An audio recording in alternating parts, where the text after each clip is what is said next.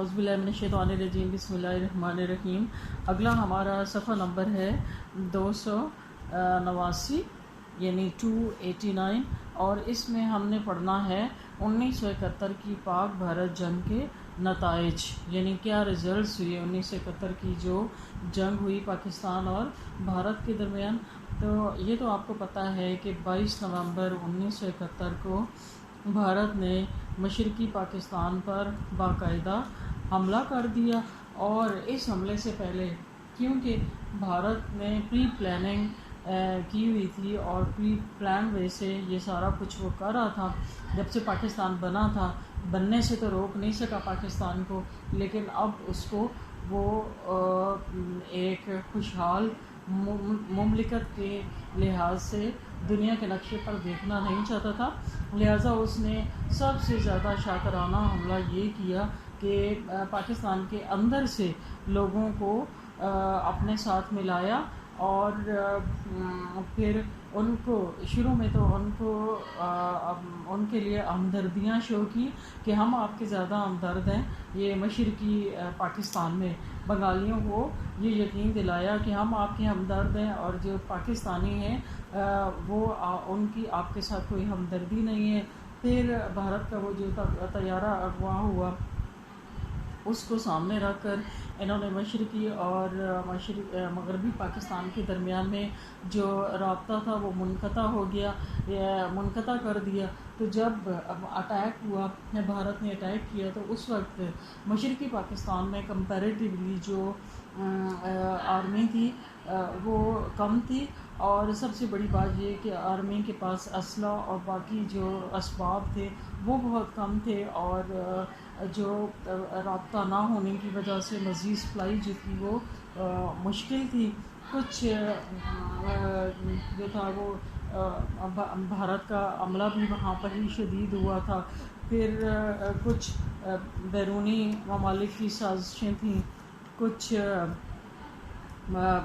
بھارت کا جو تھا وہ دشمنانہ رویہ تھا، کچھ اپنوں کی غداریاں تھیں، جن کی بنا پر بالآخر 16 دسمبر 1971 کو بھارتی فوجیں جو تھیں وہ مشرقی پاکستان پر قابض ہو گئیں، اور یوں ہمارا مشرقی پاکستان جو تھا وہ مغربی پاکستان سے الگ ہو گیا۔ تو اس کی کیا کیا اس کے نتائج ہوئے، اس میں سب سے پہلا نتیجہ ہے جی سقوط ڈھاکہ جو ہے یہ آپ کو پتہ ہے اب اس کا بنگلہ دیش کا کیپٹل ہے، اور سقوط کا مطلب ہوتا ہے گر جانا، یعنی سقوط ڈھاکہ کا مطلب ہوتا ہے گر جانا، یعنی سرنڈر کر گیا وہ جو مشرقی پاکستان تھا۔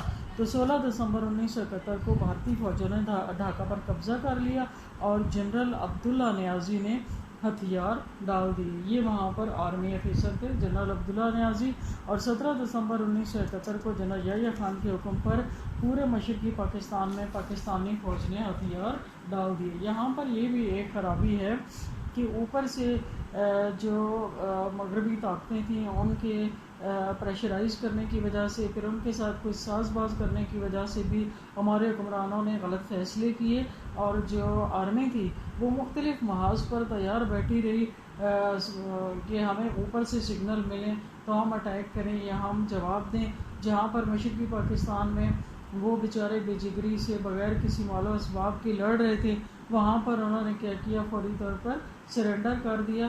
تو یوں یعنی ان کی جو محنت تھی اس کے اوپر پانی پھیر دیا، اور ایک دم سے مشرقی پاکستان کو اٹھا کر بھارت کے قدموں میں رکھ دیا۔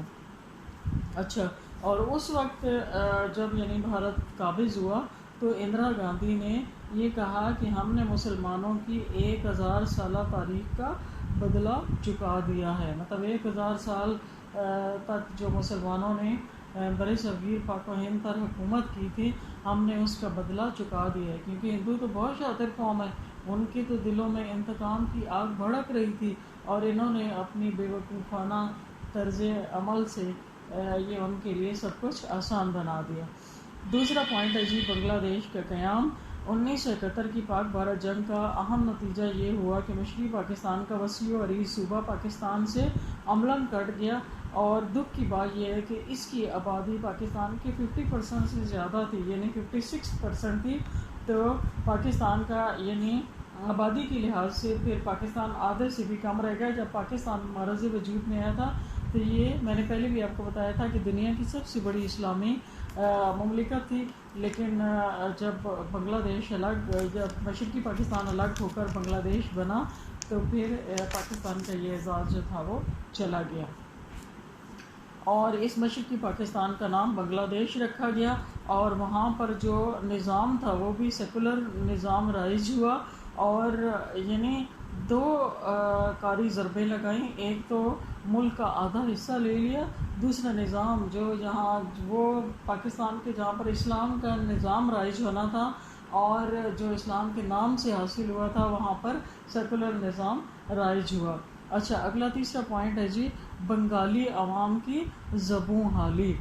مشرقی پاکستان ہولناک اقتصادی بحران سے دوچار ہو گیا کیونکہ بھارت نے ایک فاتح کی حیثیت سے وہاں خوب لوٹ گھسوٹ کرنا شروع کر دی. پہلے تو ان کے ساتھ ہمدردیاں کرتے تھے نا، اب جب ان کے اوپر وہ آ گئے تو ان کا مقصد ان عوام کے ساتھ ہمدردی نہیں تھی بنگالیوں کے ساتھ، بلکہ ان کا مقصد پاکستان سے صرف وہ زمین کا قطع جو تھا وہ چھیننا تھا.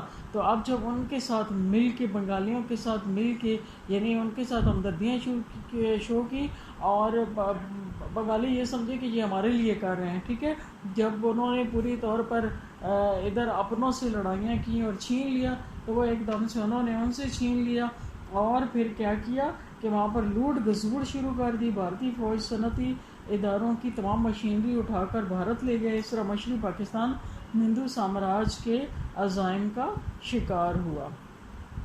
ٹھیک ہے.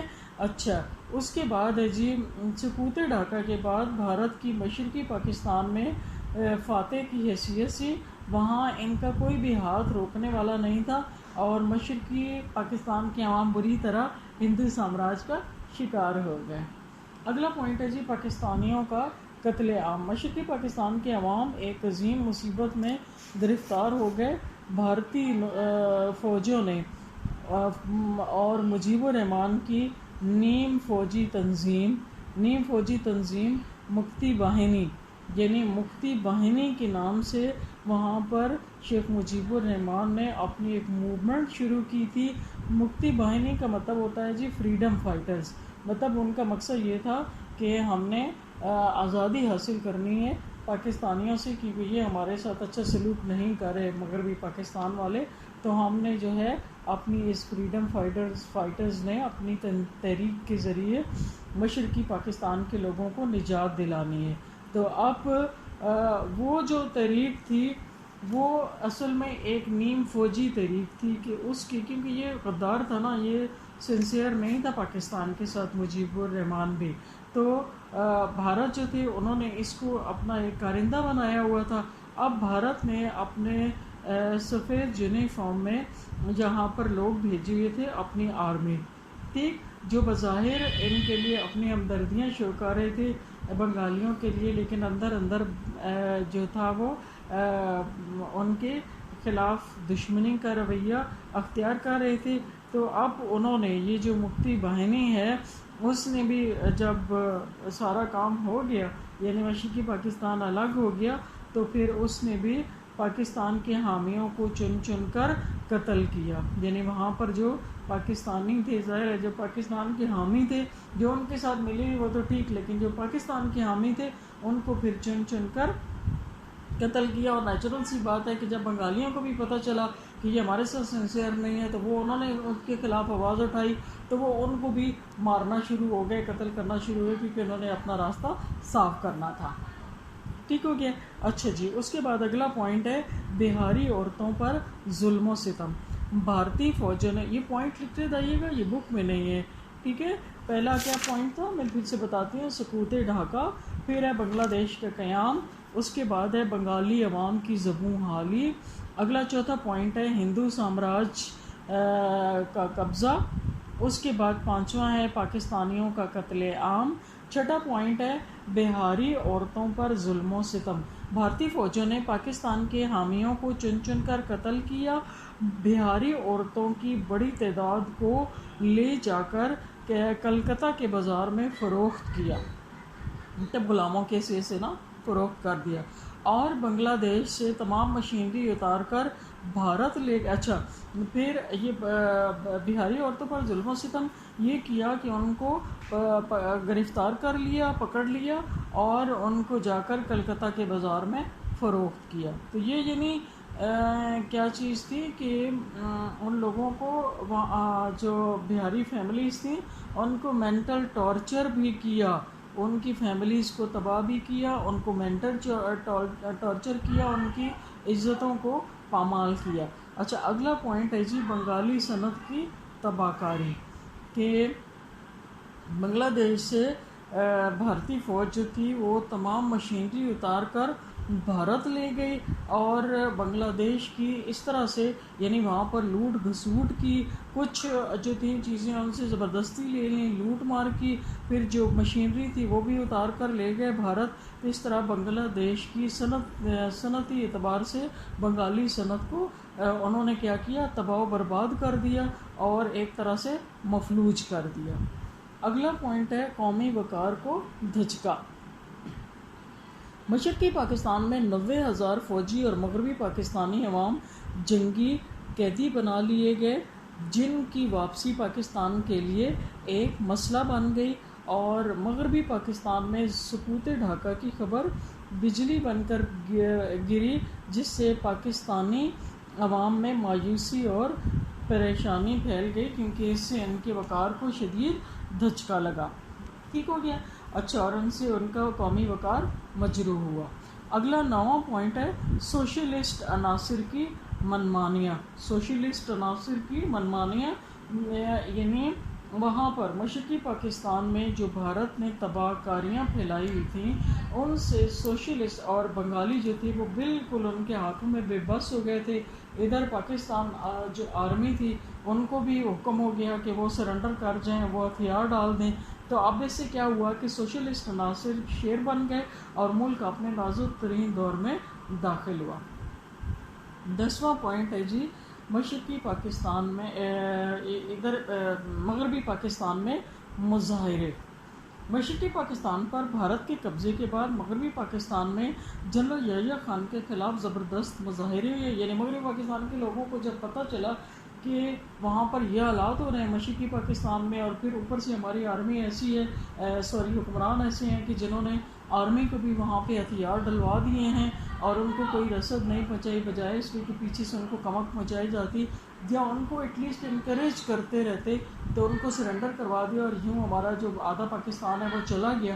تو وہ لوگ اب ویسے بھی بالعموم سارے پاکستانی اور بالخصوص وہ کہ جنہوں نے مشکل سے پاکستان حاصل کیا تھا انہیں تو بہت سخت دکھ پہنچا، اور جنرل یحییٰ خان کی حکومت ویسے بھی ناکام ہو چکی تھی، انہوں نے اس کے خلاف زبردست مظاہرے کرنا شروع کر دیے، اور مغربی پاکستان کی فضا جو تھی وہ یکسر خلاف مطلب بالکل بدل گئی۔ وہاں پر تو حالات وہ تو گیا ہی گیا، مغربی پاکستان کے حالات بھی بدل گئے، اور